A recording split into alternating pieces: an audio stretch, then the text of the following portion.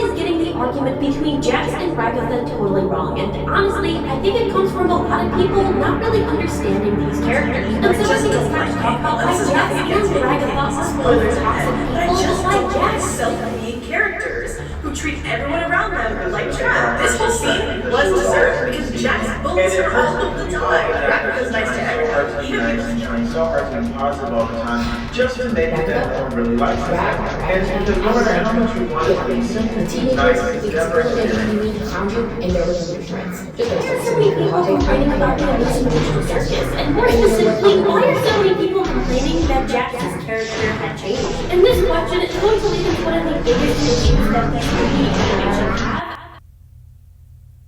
What is up, my skibbity sigmas?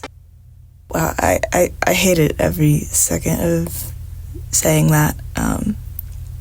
I apologize. Don't be fooled by the fun character design and colorful exterior. The Amazing Digital Circus is directly inspired by the famous short horror story I Have No Mouth and I Must Scream, and is about several humans who find themselves sword art online into a VR world controlled by a mad AI who wishes to put them through various fun and wacky and not at all horrifying adventures. And we watch as the main cast, Pomni, Ragatha, Jax, Zubul, Gangle, and Kinger, learn to cope with the dreadful situation they find themselves trapped in. Honestly, it's a fantastic show that's a really good example of great character work, not to mention how it's an indie project that is also entirely free to watch here on YouTube. So you have no excuse to not go watch it. And you should watch it. In my opinion, it's the best thing put out by indie darling Glitch Productions. Although, who knows, that may change. But yeah, Digital Circus is really great. It's a great show. Honestly, I don't even have that many notes on it. There's nothing I'd really change. It's just good. So yeah, I guess that's it. See you next month.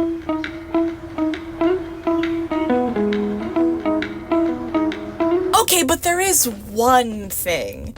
It's not really a thing about the show itself, more so the fandom's response to it. Now don't get me wrong, I love fandom. It's very enjoyable to see other people enjoy things that I too enjoy. I prefer it to a group of people who hate things that I enjoy. However, sometimes when you have the ability to gather many people all together in one space, you tend to find a lot of people who may not be as observant or have the ability to see things on a deeper level. It's media literacy!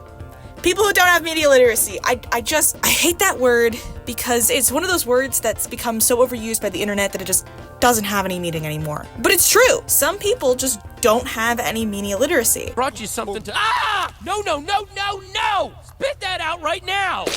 I have got to teach you about food. Close your eyes. Now, take a bite of this. No! Don't just hork it down! And they have a tendency to assume or misread situations into something else. Subtle plug! Essentially what has been happening is with the release of the most recent episode, there have been two sides that have formed. One has the idea that Ragatha is silently toxic and abusive, and that her overwhelming positivity is bad for the cast. The other is that Jax is an abusive bully, whose actions get ignored by the fandom because he's a hot man. The rabbit? Come on, guys. Cain is right there. Why is it always rabbits? Anyways, let's explore if there's any truth to these claims. Forget it. You're probably not even listening. Zubul, look at this cool OC. I drew. The basis for the argument of Ragatha being abusive comes from the idea that she is toxically positive to a disingenuous degree. I'm sure Ragatha would like to help you out. Oh, Ragatha. I love her, but after a while it gets kinda hard to tell how genuine she's actually being. And that by being toxically positive, she is forcing the people around her to be positive all the time, which is forcing them to bottle their emotions in the same way that Ragatha does, which causes her to snap and be mean to those around her, Jax specifically. Do you have any actual friends? Not anymore. Oh, it's better than turning her into some insensitive jerk who deflects everything. I can think for myself, guys. Hey, I ain't forcing anything on you. And then you just act like you never do anything wrong and everybody loves you, when in reality you just fuck everything up for everyone else! Okay, let's, calm down a bit. What? You're the one who said it's fine to be a jerk sometimes! In this same episode, Jax basically presents the argument the fans have been making for us. Doesn't she get on your nerves sometimes? I mean, she's nice to everyone. I don't know. I think she tries way too hard. Like, we're stuck in... Why are you always pretending everything's always fine? Like, if you tell someone they're loved and appreciated every day, it just kind of loses all meaning. It just feels like she's trying to take advantage of you, you know? So, the real question here is there any claim to this statement that Jax makes? And I think there might be. Somewhat. Hold on, only somewhat. I think he is exaggerating here because he wants to keep Pomni as a friend, but I also don't think he's necessarily wrong. Ragatha does tend to talk down to others, and sometimes she attempts others to be as forced positive as she is. Look, Pomni, we're already friends with the princess. I'm not a child, you don't have to hype me up. But I don't think that she is taking advantage of Pomni, as Jax says here. I think she just wants everyone to be happy and doesn't realize the damage of being happy all the time in such a negative situation. I don't even think that she is doing this intentionally or sees the harm in it. See, everyone in the circus has a coping mechanism set up to deal with the horror of being trapped here. Minus Kingner and Pomni, because one of them is too new and the other is too crazy. Zubul ignores the adventures and distances themselves from the others. Gangle cries, "Me too, girl." Or, depending upon the mask, might also be forcing herself to be positive. "Me too, girl." And then there's Jax and Ragatha. Jax's coping mechanism is being an asshole, and Ragatha's is being happy. In the most recent episode, we find out that Ragatha's mother was abusive and controlling, which, side note, by the way, this is most likely why she is a doll, something that is dressed by others, controlled by others, played with by others, but never gets to make decisions themselves. That's unrelated, but I think it's cool. Anyways, I think this is where this coping mechanism comes from. Always be happy and pretend everything is fine, even when it's not. Because if you don't, if you snap, you get a target put on your back, and you make things worse for yourself. Really, what she is doing here is called fawning. It's an unconscious trauma response designed to keep others, the abuser, placated and happy so they don't turn on the victim. It's a form of unconscious protection, attempting to please others to make them all happy so they don't retaliate against her. Likely this is something she did with her mother despite her mother's abuse. It is forced positivity, but I don't think it's meant to be intentional manipulation. It's something that has been normalized for her due to her own life. She doesn't know any other quote-unquote normal way to live. Could this be damaging for others? Kind of. Yes. It's just that people don't know what she's thinking because she never says anything negative, which of course she doesn't. Negative things might set people off. This is why you have several characters saying that she's being fake, and why characters like Gangle don't feel they can properly talk to her about negative things because Ragatha's coping mechanism is to avoid and deny. But really though, the person that Ragatha is being the most toxic to is herself. Something that we literally see in this exact episode. This tendency of being terrified of setting people off, never allowing yourself to show any negative emotions, forcing yourself to be happy, it's breaking Ragatha down, causing her to isolate from others. So, are there problems here? Yes, but it's not nearly as bad as people want to make it seem. Ragatha is really hurting herself here. Okay, so we go back to the debate again. If Ragatha isn't the problem, Jax must be. So the question becomes, is Jax a terrible person? Yes. Yes, obviously. There's literally no question about Jax. He is actually the worst person around. He literally bullies everyone around him. I don't know why this is a debate for people, but he's an interesting asshole. There are layers to him that make him fascinating to me. I know that for some people he drives them nuts, and honestly, that is totally fair, and I'm not gonna argue with you on that because, yeah, fair. But for me personally, I wanna crack his skull open and see what makes him tick. I wish to study him like a bug. But personally, It's hard to feel like I can really do that, or enjoy his character, because there are so many people so focused on his morality. Especially in this episode, because it's the first time we get a real peek into his psyche. And because of that, there's now a whole swarm of people suddenly saying everything he did was justified. No. Here's my thoughts on the whole thing, if you care. Which, I mean, I guess you do. This is actually something I saw someone else say, but unfortunately I cannot find them because it was a random comment on a random TikTok video that I don't know where it is anymore. That being that Jax 100% deserved everything he got in this episode, and in previous. However, this episode made me realize just how much the main cast mistreats him. Every action that is done here is mean, including Ragatha's words, but it's all done in retaliation for constant bullying. He's really kinda done it to himself. What do you mean when you say that? Do you have, like, an actual point, or are you just talking? I'm just having fun. I forgot you hate fun. Fun isn't the thing I hate. What does that mean? What's that supposed to mean? I'm just having fun. I forgot you hate fun. And if he stopped being an asshole, they in turn would most likely stop. But it is still true that this is mean.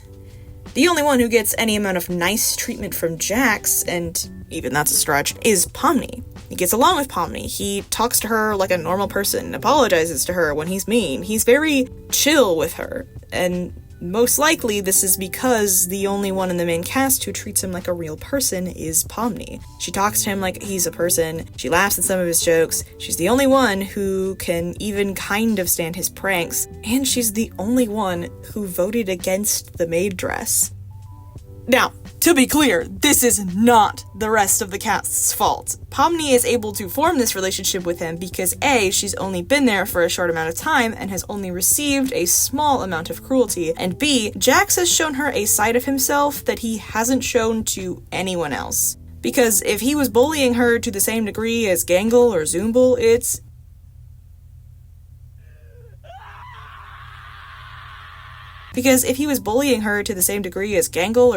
it's possible Pomni would get just as annoyed with him.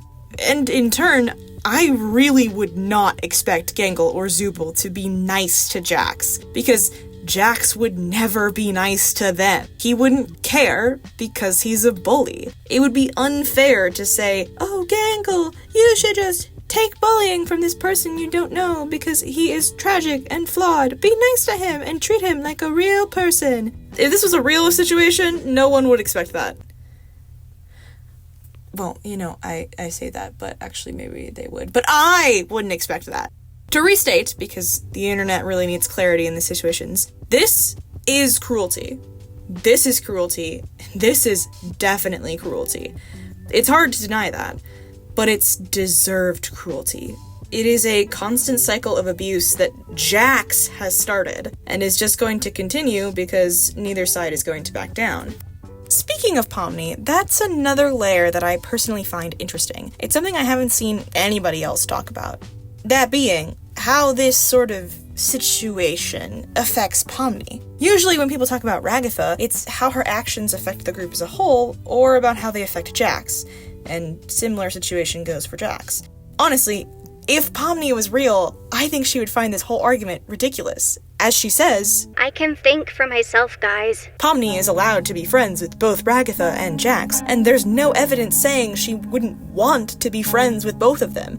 This might be going under assuming things again, but I think it's accurate to say that she gets a little tired of Ragatha's positivity. Look, Pomni, we're already friends with the princess. I'm not a child, you don't have to hype me up. Which is most likely why she finds Jax refreshing. He's not pretending to be happy all the time and acknowledges what a bad situation this is, which is something Ragatha would never do because fawning. But at the same time, his humor keeps things lighthearted, when it's not pointed at the main cast at least. But again, there is no evidence to say that she wouldn't also want to be friends with Ragatha. None. Because if she didn't, she'd probably stop hanging around Ragatha, or offering advice to her, or helping her with her problems. Doesn't she get on your nerves sometimes? I mean, she's nice to everyone. Yeah, Rags and Jax don't get along, obviously. But that doesn't mean Pomni herself has to pick a side. Although personally, I think with her trauma, Ragatha probably sees this as picking a side and abandoning her. But I don't actually have any proof for that, so we'll just have to see when the next episode comes out. So, do I think that Ragatha's actions are affecting Pomni? Yes, but no more than condescension. And if it is truly so bad for Pomni, I think she would start avoiding Ragatha. Do I think Ragatha's actions are affecting the rest of the main cast? Yes and no. I think the cast appreciates her being nice, but also feel as though they can't talk to her about anything negative because she's always being disingenuous, which really puts more separation between them and her. Just like any relationship, there are good things and bad things here. Flaws and positive traits. Do I think that Ragatha snapping at Jax was a terrible thing? No. Other characters were more cruel to him in this very same episode, and all of that cruelty was well-deserved, including this snap. It's definitely not the best communication, but it's honestly probably better for her to snap like this than continue to people-please, force happiness, and fawn over others, which is actually what you see her doing right after she snaps. What? You're the one who said it's fine to be a jerk sometimes! I'm sorry, Pomni. That wasn't very cool of me. It's fine. No apologies for me? This is so sad. I'm sorry, Jax, for bringing up that thing earlier. I heard someone online say that her saying this apology was a way to snap back at Jax again, purposefully bringing that thing up in front of Pomni so that Pomni would bring it up to Jax. But I don't necessarily think that is her motivation here. I feel like that's jumping to conclusions quite a bit. You don't know that that's the reason she's bringing that up again. Now, my thoughts are also kind of an assumption, truthfully. But personally, based on Ragatha's actions previous, I see this as a form of fawning again. She snaps, gets a bad reaction to it, then apologizes, forcing herself to calm down and bury it inside when she's clearly not calm. I don't think this is evil manipulation. I think this is an attempt at a genuine apology.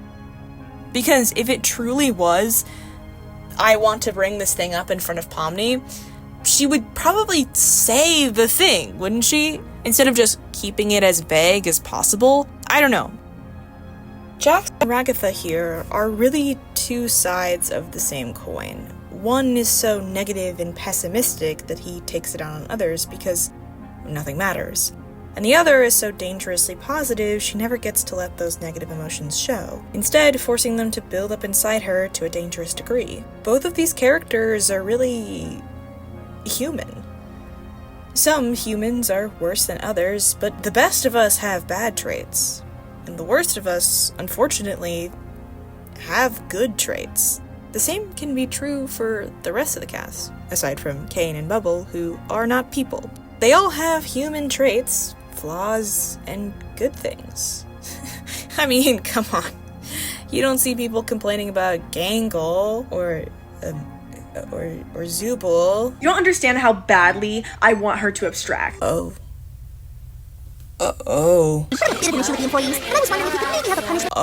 no. Yeah, so people do complain about them.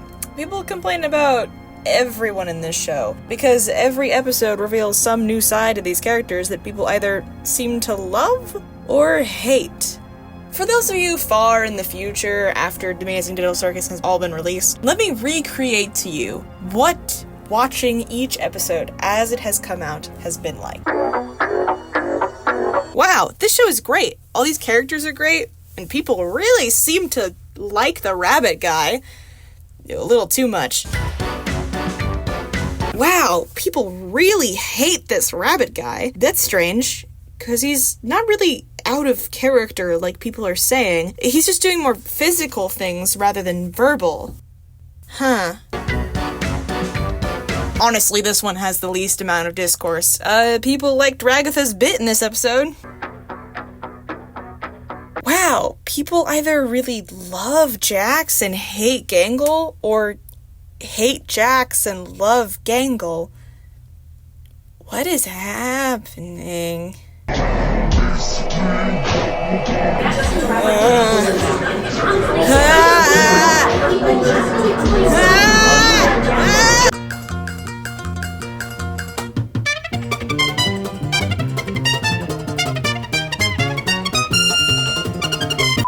J.K. Rowling.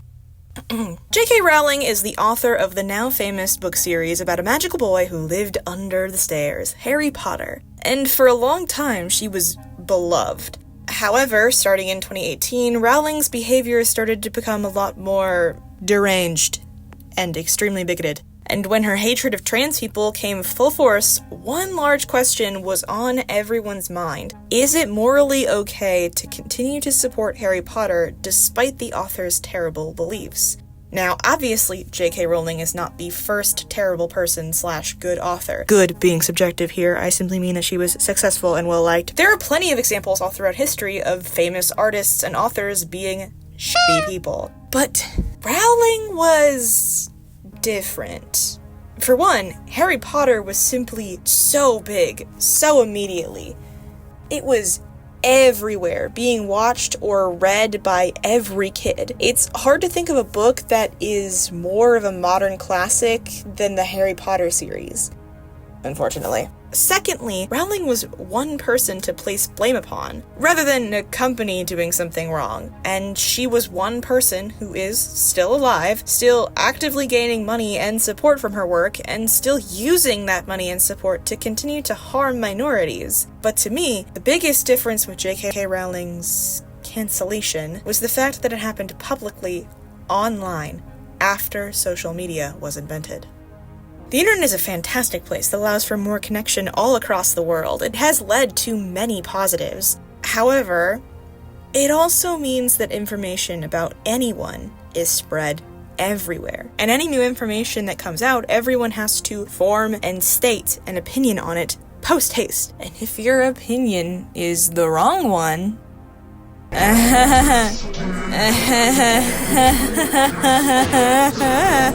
in a way, this new global town square has created two classes of people, creators and watchers. Not to get all 2016's nerve on you guys, but it's true. You either make content or you watch it, or you're not on the internet and you're probably happier for it, but in that case you will never see this video, so who cares? And in either class, morality has gained immense importance. If you're a creator, your dirty laundry will be aired out for all the internet to see. And if you're a watcher, everything you consume has to be made by someone deemed morally perfect by the internet. Or else, you are a terrible person.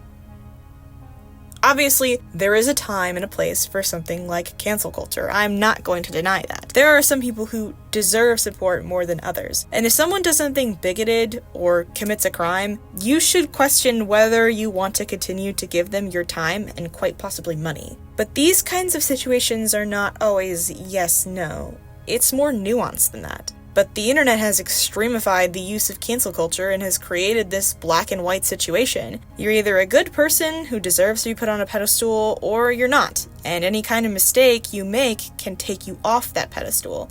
Even if the internet turns out to be wrong about something, by the time they realize, the court of public opinion has already cemented that person's downfall, and has maybe even doxed their location.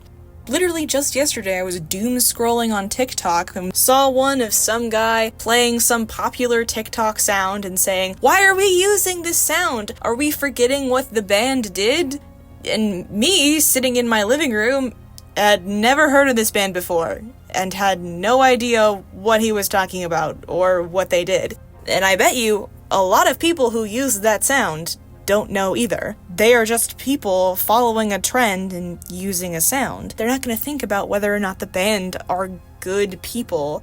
Why is any of this information relevant to the current conversation, though? Why am I, a burnt-out mid-20s Gen Zer, sitting here in my cramped closet with my legs falling asleep and my knees hurting, complaining about cancel culture like an old man telling youngins to get off my lawn? Well, art reflects reality, and reality reflects art. The culture that art is made in is always going to affect how it is made, as well as how it is perceived. And in my personal opinion, this obsession with ethics has bled from the internet into fandom spaces. People on the internet now treat fictional characters as if they were the real creators we see online. The character that deserves the most attention is no longer the one you personally find to be the most interesting, nor is it the character that is best written. Now, it's all focused on who is the best morally, who does the least bad things, and who is not a jerk. which is exactly how you get to this point, where every discussion about a piece of media is, "Ooh, Ragatha's an asshole! No, she's just traumatized. Trauma is not an excuse for being an asshole. You let Jax get away with this, you're just sexist." And blah. And before you go and point it out, yes, I know that I'm contributing to this problem, both by making this video as well as my last Defending Mabel video. However, to defend myself a little bit, there's something that I have mentioned at certain points in this video, but have danced around a little bit. That being that in these situations, women seem to find themselves at the short end of the stick more often than not. In Ragatha's case, although her actions can be seen as manipulative, they are not nearly as bad as Jack's. Yet, for some reason, the entire fandom seems to think that Ragatha is some terrible monster, and Jax is forgivable because he's traumatized.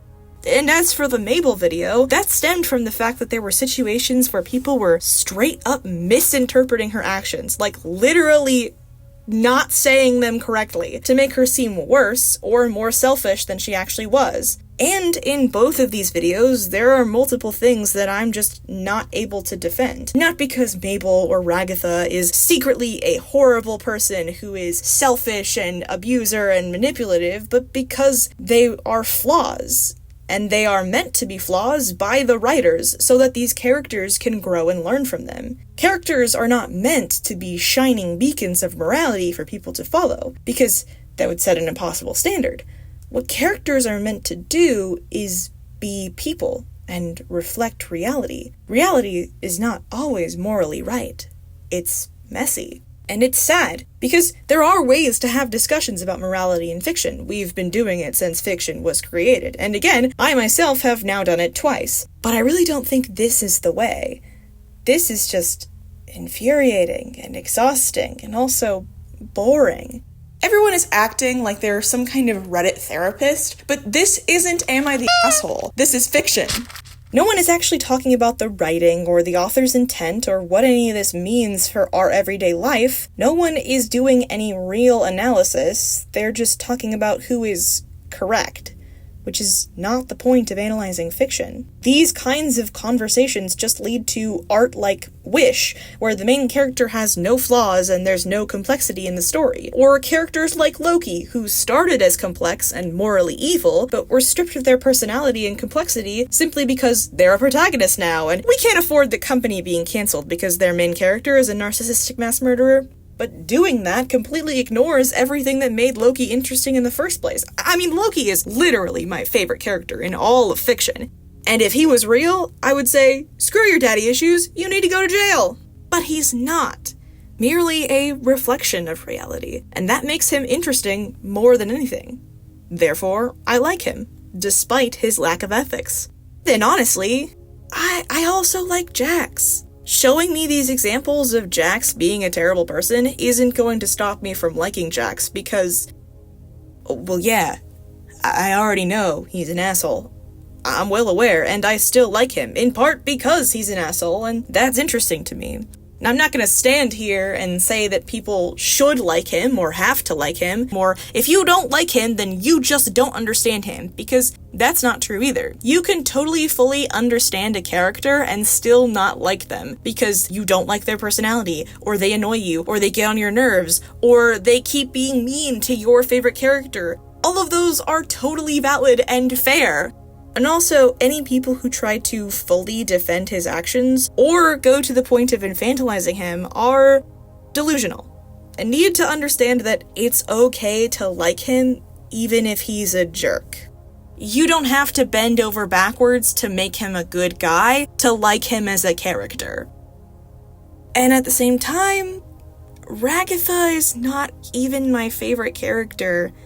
I know. Really, I don't have a favorite. It kind of bounces between most of the main cast, and honestly, I think I like the Digital Circus so much because all of the characters are ones I find interesting. Except Ragatha. She's actually my least favorite. And it has nothing to do with her actions, or her morality, or her being a manipulative abuser. I just think she's a little boring. Plain and simple as that. I don't see her as a heartless monster or an abuser or think she's the worst person. She's just written to be like a person, just like all the other characters, except again, Kane and Bubble. And she's well written. I don't have any notes there. She just doesn't interest me personally. And similarly with Jax, I've got no problem if you do enjoy her. In fact, I hope you Ragatha fans out there have found some amount of solace in this video, because even if she's not my favorite, I won't stand for people misinterpreting her. Because I do think this whole situation is honestly ridiculous and tiring. If you don't like Ragatha or Jax or whoever because you don't like them, that's fine. You don't have to bend over backwards to make an excuse to like them, or to not like them. I would not want to stand here and force you to say what characters you should and should not like. But misinterpreting characters as an excuse to not like them is also not okay. Just like how you could like characters that are evil, you can dislike characters that are good, or neutral. If you think they're a bad person, and anyone who does like them is also a bad person because they like them, well, honestly, I don't even know what to say to you. I can't really change your mind on that, but maybe turn off the computer and go talk to a real person for a while. Just saying. Hey guys, sorry the ending of this video was so weird. What I said was true. I actually had an asthma attack. Not during the recording of this video, but at some point while editing. So yeah, I just wanted to come on and say thank you to all the people who actually responded on my last video with Art Fight. It was a really good year this year, and I got a lot of really good pieces. You are all such incredible and beautiful artists. You're so talented. So, yeah, I just want to say thanks. This is so awkward. I've included all the usernames of every TikTok that I have used in this video. You should really go check them out for yourselves and hear what they have to say, as none of their arguments are necessarily bad. Some of them are even good and making the same arguments that I do. It's just that they are examples of this problem of debating characters' morality as a whole. So yeah, go check them out for sure.